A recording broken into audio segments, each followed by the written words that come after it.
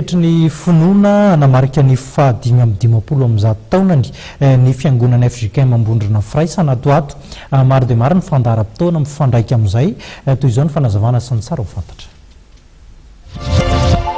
Ny antony andraisana fitenenena eto moa zany dia manentana sy miantso ny zanaka pelezan'ny fiangonana Mambondrona Firaisana dia ny zanany raha teo ihany koa izay voatoerana ho tonga amin'ny fanompoam-pavahana lehibe indroa ny taona izay isaorana sy idiarana an'Andriamanitra noho ny antony anankiroa ngezabe. Ny voalohany aloha izay ho tanterahana amin'ny 2020 ny volana Jolay ho avy izao, zany hoe amin'ny sabotsy zany. Io dia ivon'ny fotoam-pankalazana ny fahadimy amby dimapolo taona ny joron'ny fiangonana. Isy fandaminana tahaka an'izao. Misy valopolo zaraina zany isaorana sy idiarana an'Andriamanitra ataontsika rakitra zany aterina eny amin'ny altara. Amin'ny fotoana iny izarana azy manomboka amin'ny 7 ora sasany fanompoam-pivavahana ary fanompoam-pivavahana tokana ihany ny tanterahana amin'io. Dia raisiny eny amin'ny altara koa ny vilany-tany. Io vilany-tany io indray dia anaterantsika rakim-pitahiana ihany koa ka amin'ny volana Desambra ano any na marimarina kokoa amin'ny fotoana fanombohana ny fananganana ny tranon'Andriamanitra no aterintsika izay zavatra izay. Tiako marihana kely fa ny fiangonana Mambondrona Firaisana dia mikarakara fandrodanana ny trano io zany aloha dia fananganana vaovao ary miaraka amin'izany izao ivon'ny fankalazana izao. Izy zany fisaorana sy fangataham-pitahiana amin'Andriamanitra ihany koa ny amin'ny fanombohana zany asa lehibe izay tanterahana amin'ny fiangonana Mambondrona Firaisana zany dia ny fananganana sy ny fanorenana trano vaovao amin'ny fiangonana io.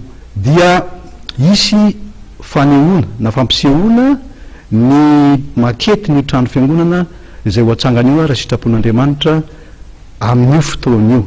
Farany amin'ny sabotsy 2020 ny volana Jolay io dia misy ny boky volamena izay anoratantsika izay fifaliantsika.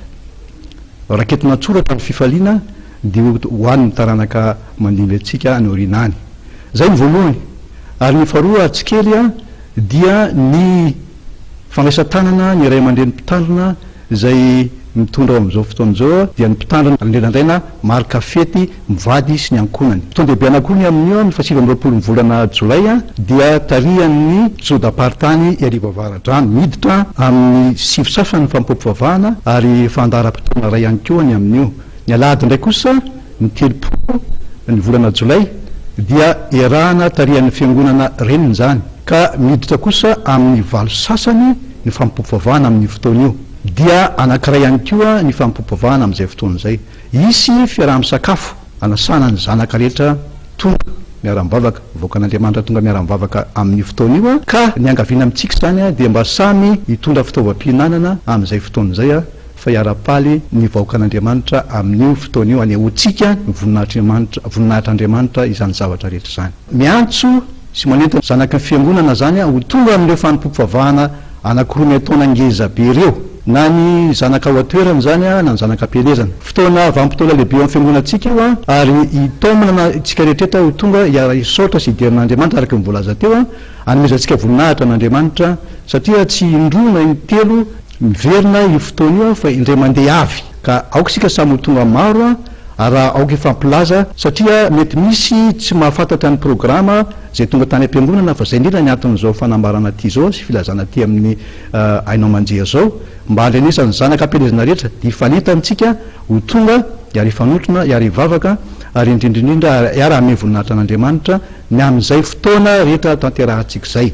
Na ny 2020 ny volana Jolay ho avy zao zany zay manomboka amin'ny 8 sasany ozy tsika teo na ny amin'ny 2020 zay manomboka amin'ny 7 sasany na ny amin'ny 30 manomboka amin'ny 8 sasany maraina. Izy telo ireo zany dia samy fanompoam-pivavahana indray miditra ihany.